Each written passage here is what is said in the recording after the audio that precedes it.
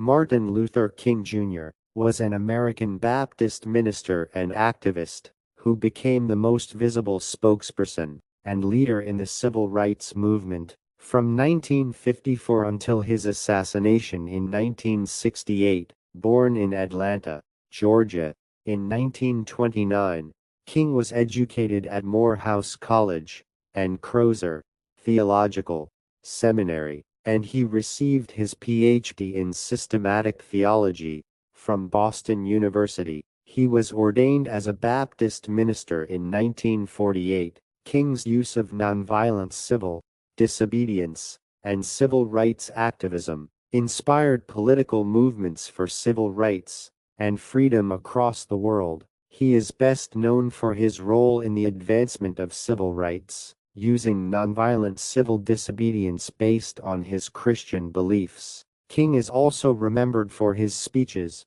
most notably the I Have a Dream speech, delivered during the March on Washington for Jobs and Freedom on August 28, 1963. The greatest tragedy of life is not death, but a life without a purpose. The time is always ripe to do what is right. Every man must decide whether he will walk in the light of creative altruism, or in the darkness of destructive selfishness. The greatest glory in living lies not in never falling, but in rising every time we fall. The soft-minded man always fears change. He feels security in the status quo, and he has an almost morbid fear of the new. This attitude ends progress, and rests on routine and borrowed ideas. The ultimate measure of a man is not where he stands in moments of comfort and convenience, but where he stands at times of challenge and controversy. The function of education is to teach one to think intensively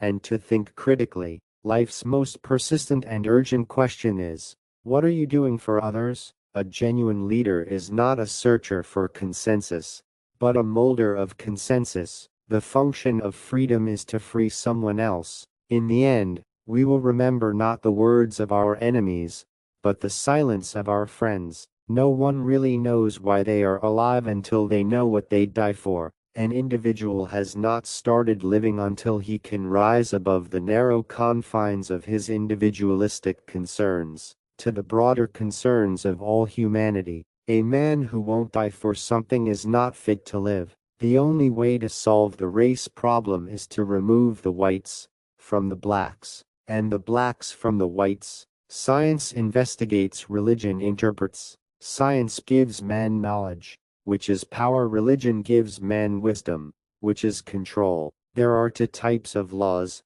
just and unjust. I would be the first to advocate obeying just laws. One has not only a legal but a moral responsibility to obey just laws. Conversely, one has a moral responsibility to disobey unjust laws. The test of a person's commitment to nonviolence is not whether they avoid physical violence, but whether they avoid internal violence of spirit and abusive language. A man can't ride your back unless it's bent. The end of violence, or the aftermath of violence, is bitterness. The aftermath of nonviolence is reconciliation and the creation of a beloved community. There is nothing more tragic than to find an individual bogged down in the length of life, devoid of breadth. It is not enough to say we must not wage war.